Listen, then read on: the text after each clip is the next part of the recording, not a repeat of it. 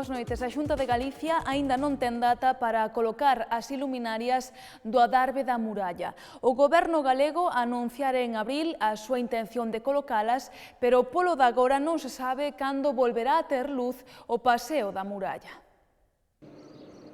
A Xunta de Galicia segue sen dar unha data fixa para a colocación das luminarias da muralla. Polo momento non se sabe cando volverá a haber luz no paseo deste ben mundial, malia que no ano 2011 o Goberno galego aprobara un plan de mantemento no que se incluía a reposición das luminarias, roubadas en decembro do ano 2010. Dende entón, varios anuncios para a reposición do alumeado. Incluso en abril deste ano, realizáronse varias probas e dende a Xunta asegurouse que as luminarias se reporían próximamente, pero a realidade amosa que todavía non se colocaron, nin se prevé que esta actuación se realice próximamente. Unha falta de compromiso que lamentou a edil de Economía Sonia Méndez, que ve isto case como unha falta de respeto por os lucenses. O que máis nos preocupa é que a Xunta de Galicia non dé ningunha explicación sobre a iluminación do adarve da muralla e sobre o Museo da Romanización.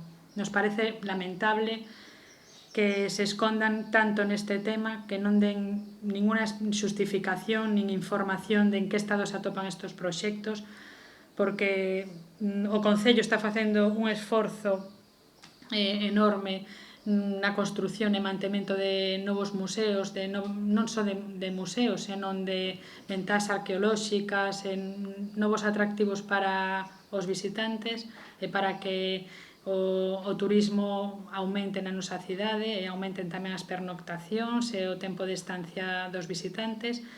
E vemos que a Xunta non está a facer nada novo e ni siquiera é capaz de executar o vello, porque estamos falando de vellos proxectos e incluso de temas tan básicos como o mantemento da iluminación da muralla.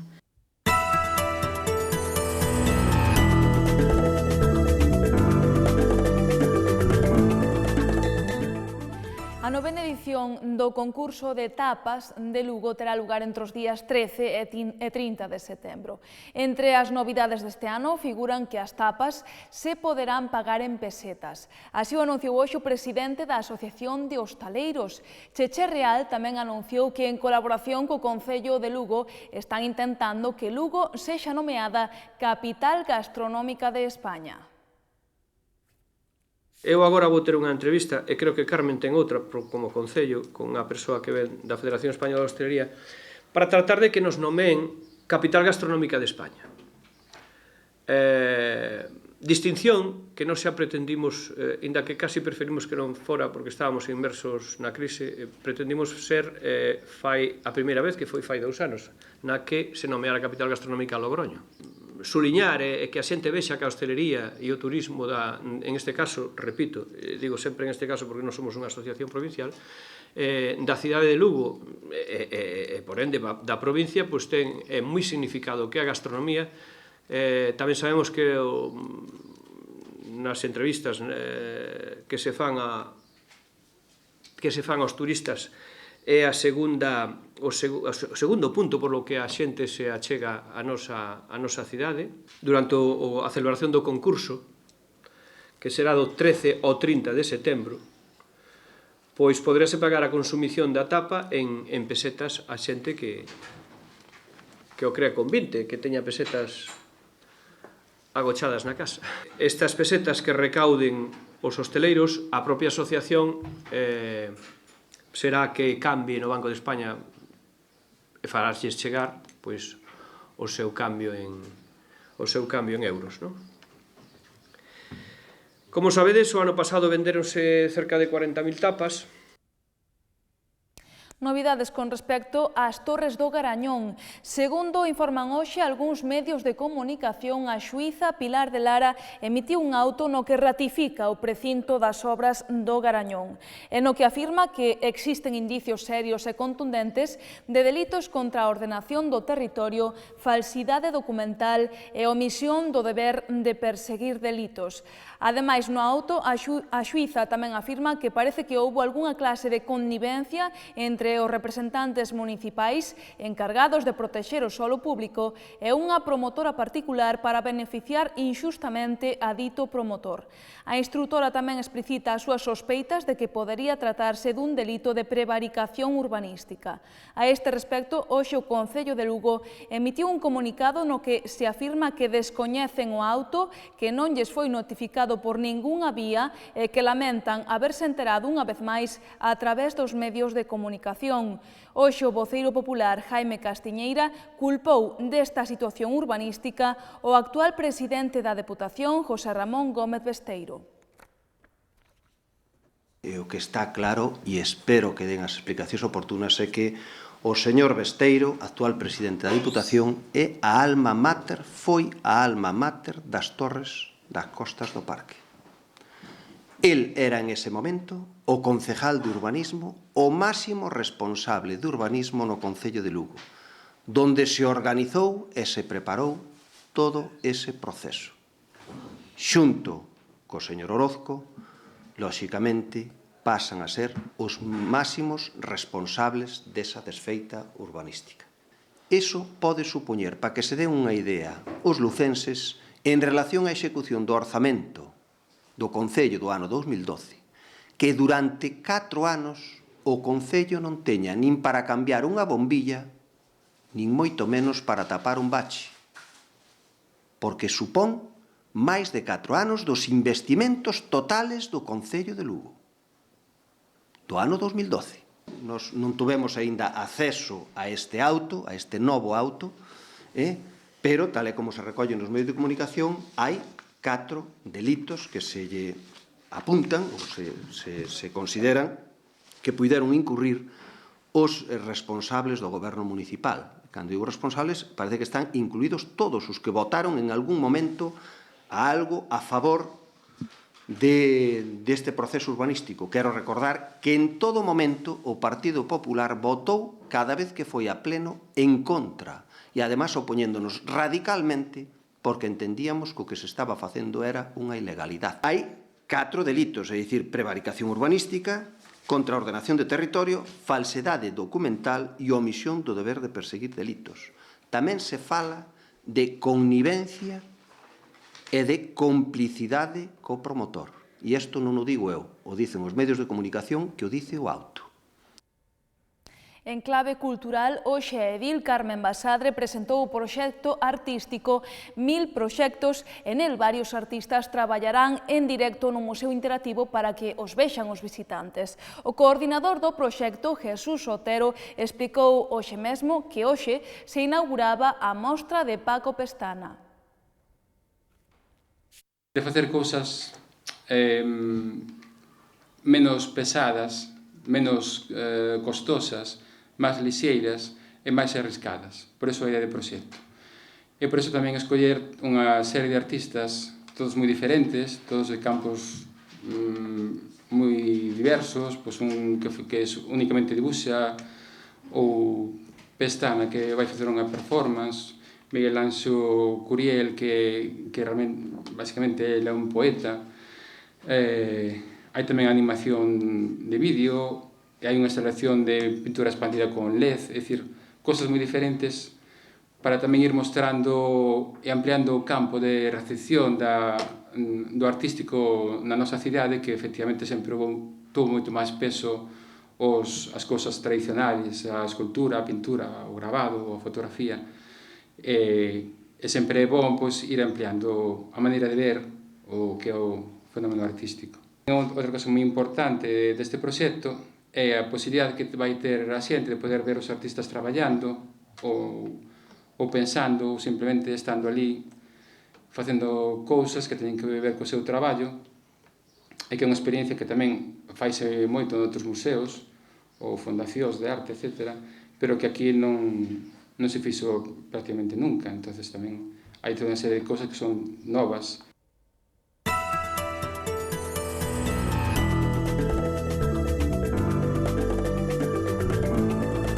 Hoxe a audiencia acolleu o xuízo a un home acusado de atacar a outro nun local de copas de Marina Española. O Ministerio Fiscal rebaixou a 5 anos de cárcere a pena que pedía para o acusado, un dominicano de 37 anos, por un suposto delito de asasinato en grau de tentativa ao considerar que apuñalou a outro home co que discutira previamente. O Ministerio Público pedía nun principio 10 anos de cárcere, pero chegou a un acordo coa defensa. O fiscal tamén pide que o acusado pague os gastos médicos derivados da súa agresión e unha indemnización de 4.800 euros para a víctima polas lesións sufridas. O fiscal sostén que despois dunha discusión, o acusado, con ánimo de causarlle a morte, se dirixiu ao outro home e clavoulle un coitelo no costado esquerdo que lle perforou o colon. A vítima tivo que ser operada para salvarlle a vida.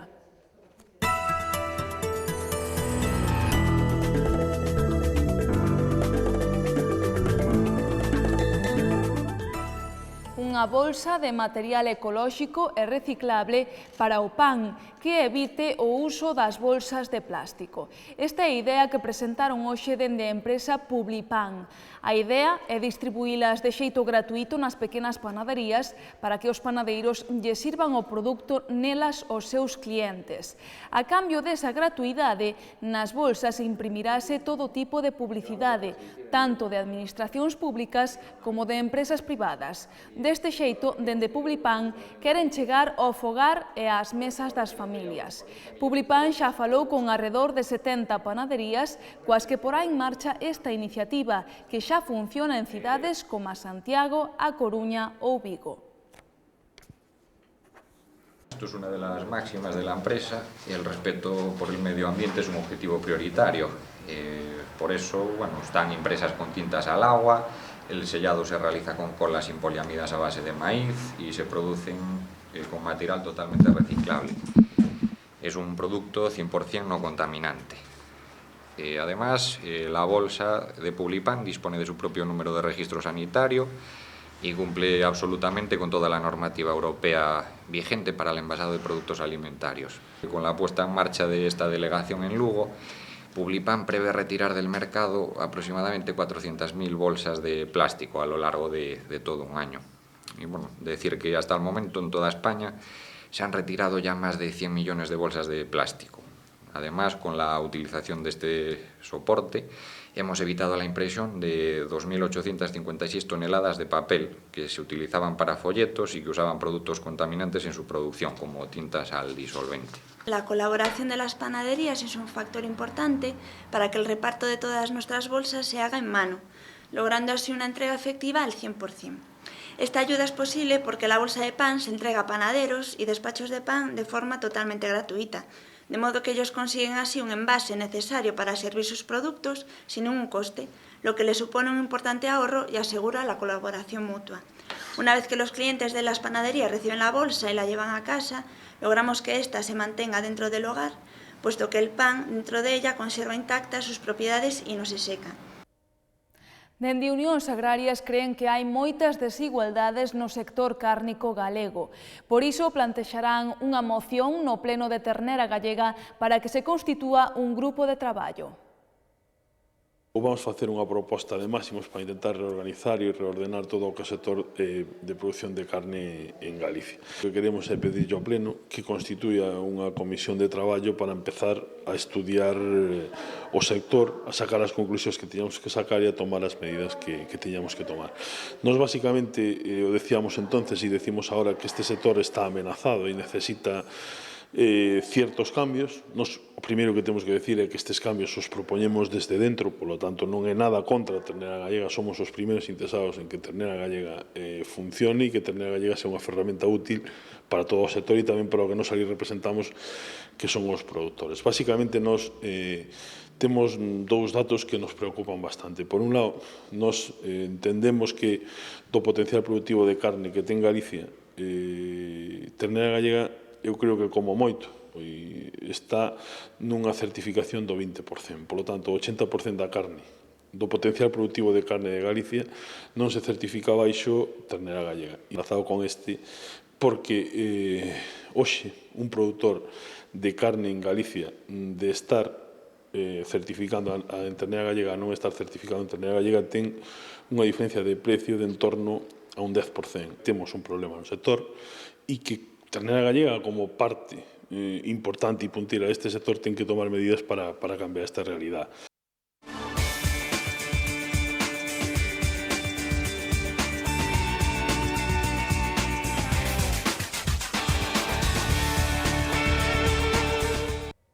O Azcar comezará a vindeira temporada cun derbi galego na pista do Santiago. Os de Diego Ríos terán este ano un calendario moito máis asequible que o de temporadas anteriores. Primeira xornada de Liga e primeiro prato forte. O Azcar Lugo comezará a temporada visitando a pista do Santiago Futsal, un derbi galego para comezar unha temporada ilusionante pros lucenses, xa que no terceiro proxecto de Diego Ríos sube a exixencia. Pro técnico lucense unha motivación comezar cun derbi galego, pero despois de examinar o calendario, asegura que este ano tiveron algo máis de sorte ao contar cun calendario máis equilibrado que en anos anteriores, xa que os rivais fortes, os que loitarán polos play-off e os que pelexarán por evitar o descenso, alternaranse co paso das xornadas. Ademais, o Azcar descansará 3 xornadas por final, polo que Diego Ríos agarda chegar a esa xornada coa permanencia asegurada, xa que despois terán que xogar contra 2 rivais en teoría directos pola permanencia e co poderoso Inter Movistar para pechar a temporada. Pola súa banda, o Burela comezará a campaña en Peñíscola e tampouco terá que agardar moito para xogar un derbi, xa que na xornada 4 os mariñanos visitarán o Municipal de Lugo, polo que en pleno San Froilán poderá disfrutarse da festa do fútbol sala lucense na cidade.